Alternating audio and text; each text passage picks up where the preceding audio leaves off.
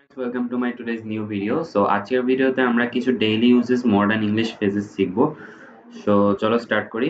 ফার্স্টে দেখো আমাদের ফার্স্টেরটা হচ্ছে হ্যাং অন আ সেক, অর্থাৎ এটা কি এক সেকেন্ড দাঁড়াও। আমরা অনেক সময় বলি ওয়েট আ মোমেন্ট, বাট এখন আমরা মডার্ন ইংলিশে এটাকে বলতে পারি হ্যাং অন আ সেক, মানে হচ্ছে এক সেকেন্ড দাঁড়াও।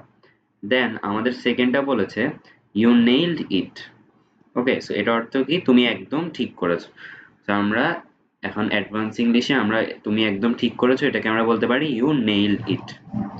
দেন আমরা আরেকটা দেখছি টেক ইট ইজি, অর্থাৎ ধীরে চলো বা শান্ত হও। আমরা অনেক সময় বলি কাম ডাউন, অথবা আমরা এখন বলতে পারি টেক ইট ইজি।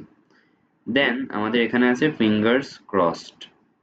সো এটা অর্থ হচ্ছে ভাগ্য ভালো হোক এই আশায়, অর্থাৎ এই ওয়ার্ডটা ইউজ করব আমরা এই অর্থে। সেইগুলো হচ্ছে মডার্ন ইংলিশ। দেন আমরা আরেকটা দেখি, এখানে লিখেছে দ্যাটস লিট, অর্থ হচ্ছে এটা তো দারুণ হয়েছে। আমরা এটা তো দারুণ হয়েছে এটাকে বলতে আমরা বলতে পারি দ্যাটস লিট। দেন আমরা বলতে পারি ওয়ে টু গো, মানে হচ্ছে অসাধারণ করেছো। কি বলতে পারি আমরা ওয়ে টু গো। দেন আমাদের এখানে আছে আই এম ব্রোক, মানে আমার কাছে একটাও টাকা নেই। দেন আমরা যদি তারপরেরটা দেখি ইটস আপ টু ইউ, মানে এটা তোমার উপর নির্ভর করছে। আমরা যদি বলি যে এই কাজটা তোমার উপর নির্ভর করছে, তো সেটাকে আমরা বলতে পারি ইটস আপ টু ইউ। দেন আমাদের বলেছে ডিল উইথ ইট, মানে হচ্ছে এইটা সামলাও।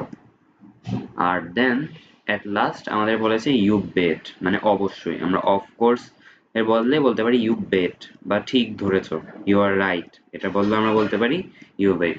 সো ফ্রেন্ডস, আজকে এই 10টাই ছিল। নেক্সট টাইম আমরা আরো বিভিন্ন মডার্ন ইংলিশ সম্পর্কে জানবো। সো আজকের ভিডিও এতক্ষণ ধরে দেখার জন্য thanks for watching. Stay happy, stay cool.